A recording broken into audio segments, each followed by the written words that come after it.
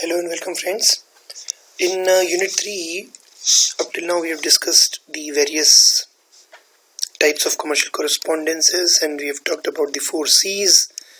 We went on to discuss the emails that we use nowadays for such communication. Then we talked about the printed stationaries which are used in organizations. We talked about the parts of letter. Now this is very important.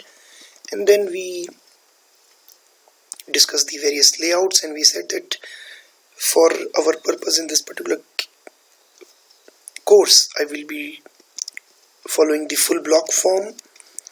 We talked about the letter of inquiries, we talked about the complaint letters, and in the last session that we had, we talked about the apologies. How do you write an apology letter to a customer who is dissatisfied, who is not happy with your services, right? Today let us discuss how to write another type of complaint letter to your supplier regarding some deficiency in supply, right? I hope you understand who the supplier is. We have discussed this earlier. Also, a supplier is somebody who is supplying you some raw material, something on which you do further processing. It could be raw material, it could be parts. For example, if you are assembling a car, you are a car manufacturer, right? So there would be a supplier who might be supplying you engines. There would be some other supplier who might supply you tires. Somebody might supply you steering wheels. So they are all suppliers, and at times you may not be very happy with the service provided by them. They may not be able to deliver the supplies on time. The supplies that they deliver, they might be defective. So many a times you may have to write these kind of letters to your supplier complaining about the defects in the supplied items or delayed supply of items, right? So whenever such situations arise, you have to write complaint letter. So let us understand how to write this kind of a complaint letter. Now have a look. Now this is a complaint letter which is being sent by Mr. Furqan Ahmed, who is manager of Gatewell Traders, and he is manager in supply chain department. Now supply chain department does what? It basically ensures that all the raw materials, all the parts that go into the production, they are arrived on time, they are purchased on time, and then they are provided to the production team on time, right? This is the job of the supply chain department. In your home also, if your mother is the one who cooks food, right, and if your father is the one who brings vegetables, who is doing production? Your mother. She is actually involved in cooking the food. And who is taking care of the supply chain? Ensuring that the raw materials, the vegetables, the mustard oil, the different types of ingredients, they are provided to the mother on time. Who takes care of all these things? Your father. So he is the supply chain manager in your home. Is that fine? Right? Why am I using this example? Just to make you understand what a supply chain department is, what all functions does it perform, and what do you actually mean by a supply chain manager. So basically supply chain manager is the one who will purchase raw material supplies from outside, and that is why this supply chain manager, Mr. Furqan, has written this complaint letter, because he probably must have purchased something from Pranvayu, and when these items reached Gatewell Traders, it was his department who found out that probably there's a problem with these items. Either they are defective or the supplies have been late. So that is why this manager of the supply chain is writing to Pranvayu, who is the supplier. So Pranvayu is the supplier, right? Now dear sir, now this is with reference to our order for 500 oxygen concentrators placed with your firm on April 20, wide letter purchase. Now I hope you understand. Wide means through. So through letter number this. Now this is what? Do you understand what this is? This is basically reference number. right? And what does this sentence mean? This sentence means that our company, that is Getwell Traders, had placed an order with your company for 500 oxygen concentrators on this particular date, and the reference number of that order is purchase /25A/139, right? Got it? And why am I doing this? Which element of effective correspondence is this?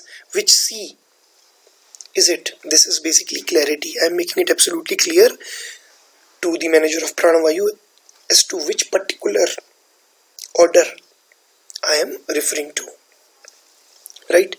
And again, I have also said that this order was fulfilled on April 30, which means I had placed the order on April 20th and you had supplied me the ordered items on April 30th. So this is what we mean by fulfillment. Is this okay? Now, however, sir, we regret to inform that the consignment delivered by your firm contains only 470. What they had demanded was 500, but it contains only 470 against the ordered quantity of 500. Moreover means apart from this also, of the 470 units supplied, only 300 units are functional, while the rest have some or the other defect. So there are two issues here. Number one is, instead of 500, Pranavayu delivered only 470. Number two issue is, of these 470 delivered, only 300 are working fine. The other 170, they are not working fine. There is some defect or the other in those 170. So there are two issues basically which have been raised in this particular complaint letter. Now please understand, have a look at this last sentence. Need I add that this has disturbed our own delivery schedule to our customers, some of whom are threatening to lodge a court case against us. Now what is the job of the Getwell Traders? It seems from this particular letter that they actually get supplies of oxygen concentrators from Pranavayu and they deliver it to some hospital or some individual customers, right?